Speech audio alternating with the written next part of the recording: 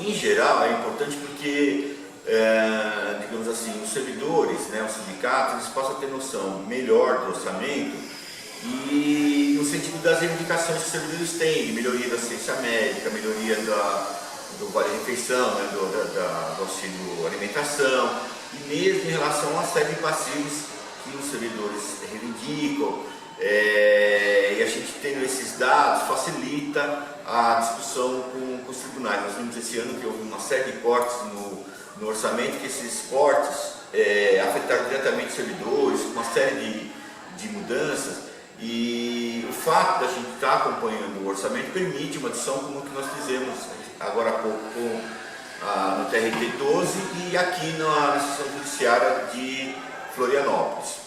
Bom, esse ano teve cortes entre a tramitação do orçamento, né, na fase que ele estava de projeto de lei, né, orçamentária de 2016 e a lei orçamentária de 2016, houve cortes bastante expressivos em todos os tribunais, em todos os órgãos do Judiciário Federal.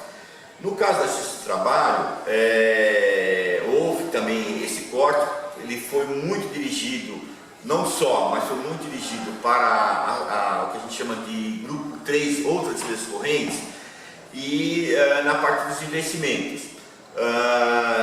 O mesmo aconteceu aqui na Justiça Federal, em proporções mais ou menos semelhantes. Também houve uma redução entre os valores que estavam previstos no projeto de lei para a passagem na lei orçamentária. No entanto, quer dizer, então houve esse primeiro problema, uma redução, digamos assim, até expressiva nas dotações, principalmente no que se refere às despesas administrativas dos tribunais.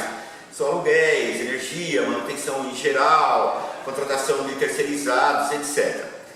Porém, analisando os orçamentos, eu acho que esses estudos estão disponíveis na página do Sintrajus, nós verificamos que tanto no âmbito da Justiça Federal como no âmbito da Justiça do Trabalho, a execução orçamentária está sendo feita com uma certa folga, indicando que as medidas que foram tomadas, talvez necessárias naquele momento, até porque a gente não tinha um quadro mais definitivo de como o orçamento ia se desenvolver durante o ano, mas que hoje ela já não tem tanta necessidade vamos dizer assim, dessas medidas duras, né? Agora mesmo nessa reunião que nós acabamos de sair aqui com o diretor do Foro aqui da Justiça Federal, ele já anunciou que boa parte das medidas que foram tomadas, elas já foram flexibilizadas, desde retomar a contratação dos terceirizados, desde a questão da jornada de trabalho, que está afetando muito os servidores, até mesmo na questão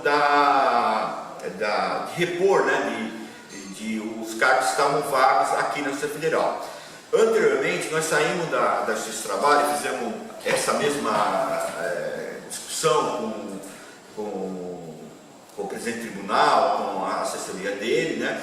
E foram colocadas uma série de questões e ele ficou de analisar essas questões, porque, como eu disse, guardando as devidas proporções, no âmbito geral, tanto da Justiça Federal, que engloba a Justiça Federal de primeiro grau e o 5 TRF, como no âmbito da Justiça do Trabalho, que engloba os 24 Tribunais Regionais de Trabalho e o Tribunal Superior do Trabalho, apesar, repetido, dos cortes que houve, há uma certa folga na execução orçamentária. Então, algumas das medidas que foram tomadas na Justiça do Trabalho, ou várias delas, podem ser flexibilizadas, assim como está ocorrendo aqui na Justiça Federal.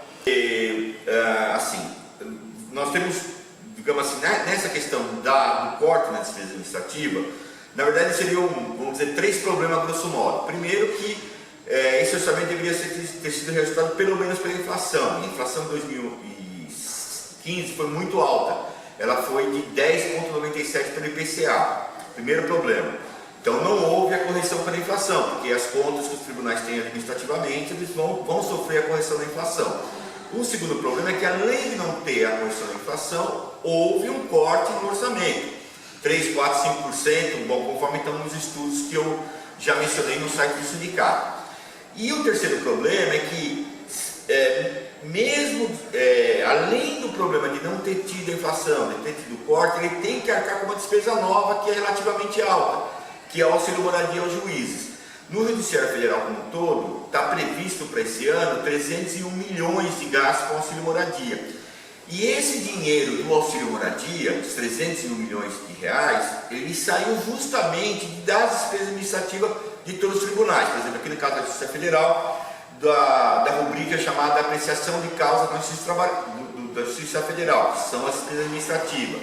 Na Justiça do Trabalho, da apreciação de causas da Justiça do Trabalho. Então, você tem três questões, né, que afetam profundamente o orçamento, e no caso o auxílio moradia é mais um elemento de pressão, né, digamos assim, para a diminuição desse orçamento e os problemas que isso causa, a despeito de que, mesmo acontecendo esses problemas, ainda assim está sendo executado o orçamento com uma certa margem, tanto na Justiça Federal como no caso da Justiça do Trabalho. Eu falei da Justiça do Trabalho e da Justiça Federal, não falei da Justiça Eleitoral, e eu queria aproveitar para dar uma pincelada. Da Justiça Eleitoral, entre a passagem da LOA, do PLOA, Projeto de Lei Orçamentária 2016, e a aprovação da Lei LOA, Lei Orçamentária 2016, houve um pequeno corte, mas foi bem menor, mas bem pequeno, proporcionalmente o que houve na Justiça do Trabalho e na Justiça Federal. E assim, no caso da Justiça Eleitoral, além de o corte ter sido menor, a execução do orçamento está apresentando uma margem maior ainda do que na Justiça Federal e na Justiça Eleitoral, então, na Justiça do Trabalho. Então, na Justiça Eleitoral, nós temos um quadro orçamentário assim, com bastante, vamos dizer assim, com uma margem muito grande no orçamento, a despeito de ter eleições esse ano. Quer dizer, mesmo considerando as despesas eleitorais, nós temos, até o momento, né, pelo que a gente pode analisar dos dados oficiais do orçamento, uma margem, né, uma economia, uma folga, vamos dizer assim, bastante considerável na Justiça Eleitoral, maior, né, do que na Justiça do Trabalho e na Justiça Federal. E Washington, queria que tu explicasse para os servidores por que o PL 257 vai ter um grande impacto em tudo que se refere, né, à questão de trabalho também dos servidores do Judiciário Federal. O que é esse PL? Então, o PL 257, o governo, a pretexto de renegociar as dívidas dos estados e dos municípios, que está sendo renegociada, na verdade, mas de uma maneira muito ruim, eu não vou desenvolver essa questão aqui agora, eu queria me concentrar na questão do PL 257, nas mudanças serão feitas, né, se aprovado, nos cálculos da Lei de Responsabilidade Fiscal. Hoje a gente tem uma situação onde o valor que é base para calcular o quanto se pode gastar, para dizer se o tribunal, o órgão, o ente público está dentro dos limites da Lei de Responsabilidade Fiscal, do valor que, por exemplo, vamos supor, um servidor que tem um salário de R$100, hipoteticamente, né? Você vai abater desses R$100 o que é gasto com previdência, você vai abater a parte patronal que o tribunal paga da Previdência. Se nesses R$100 tiver alguma despesa de sentenças judiciais ou despesas de exercícios anteriores, também é abatido do cálculo. Então você parte de uma base 100, mas você vai ter um valor base para a Lei de Responsabilidade Fiscal, sei lá, de R$80, R$75, hipoteticamente.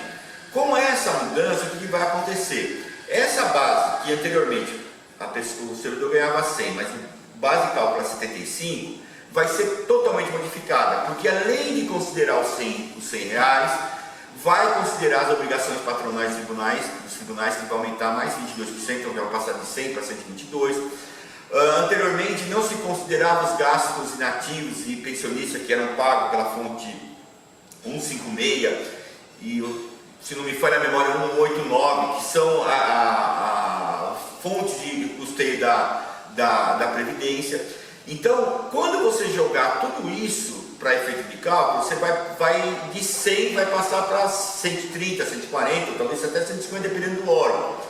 O que acontece? Antes você tinha uma base de cálculo de 75, nesse exemplo que eu dei de R$100, e agora você vai ter um cálculo 60, 70, 80, talvez até mais alto. O que vai acontecer? Hoje, por exemplo, os órgãos do Poder Judiciário e a União tem uma margem muito grande em relação à Lei de Responsabilidade Fiscal. Então a discussão de reajuste não se apega aos limites da Lei de Responsabilidade Fiscal. É pura formalidade, porque os limites estão muito altos. O Poder Judiciário, por exemplo, está praticamente na metade desse limite, um pouco mais do que a metade.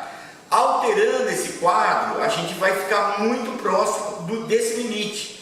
E a discussão de reajuste e recomposição salarial do servidor vai ficar muito difícil. Isso no âmbito do Poder Judiciário. No âmbito do serviço público em geral, só extrapolando um pouquinho a pergunta, mas eu me sinto a necessidade de falar sobre isso, a maioria dos estados e municípios já estão com o limite, com essa base de cálculo estourado, ou muito próximo, né? O que vai acontecer? Mudando o critério, vai estar praticamente todos os estados e municípios estourados em termos de responsabilidade fiscal. E o PLP prevê uma série de medidas, são 3 fases, mas numa dessas fases, inclusive demissões voluntárias, corte de salários, etc, etc. Então, em aprovando ele, nós vamos ter uma situação virtualmente, no caso dos estados e municípios, de corte mesmo, de demissões, de não aumento, de congelamento salarial, e por aí vai. E com uma consequência grave para a população, porque menos servidores, menos saúde, menos educação, menos justiça, menos segurança, e é muito grave, né, esse PLP. Eu acho que ele tem que ser completamente rejeitado, e a gente tem que ter uma luta muito vigorosa em relação a isso. E complementando, Miriam, também se você me permite, está tramitando com uma certa preponderância em relação ao PLP o projeto do Temer de congelar o orçamento da União por 20 anos. Seria uma emenda constitucional, e isso é de uma gravidade total. Por quê? Porque durante 20 anos todos os tribunais, todos os órgãos do poder público, no âmbito federal, municipal, estadual, só poderão aumentar o orçamento pela inflação. O que acontece? Você tem uma demanda hoje por exemplo, com um determinado número de habitantes. Então você tem uma relação, um equilíbrio, né, entre o número de servidores e a necessidade de atendimento.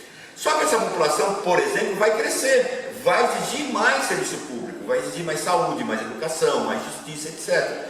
Só que o orçamento ele vai estar congelado, porque ele não vai considerar esse aumento da população, não vai considerar o aumento do PIB, não vai considerar nada. Então ele vai ficar atrofiado durante 20 anos. É muito grave, né? E também acho que é uma coisa que os servidores, os sindicatos, a federação e toda a população tem que prestar atenção, porque isso é de uma gravidade muito grande. Seriam 20 anos de congelamento. Sem falar que no caso da saúde e educação, ele prevê uma redução de 2% do PIB nos gastos de educação, que são de mais de 100 bilhões por ano. Então, se a gente já tem uma saúde precária, uma educação precária, a retirada desses 100 bilhões do orçamento da saúde e educação vai significar uma precarização, uma piora muito grande desse serviço.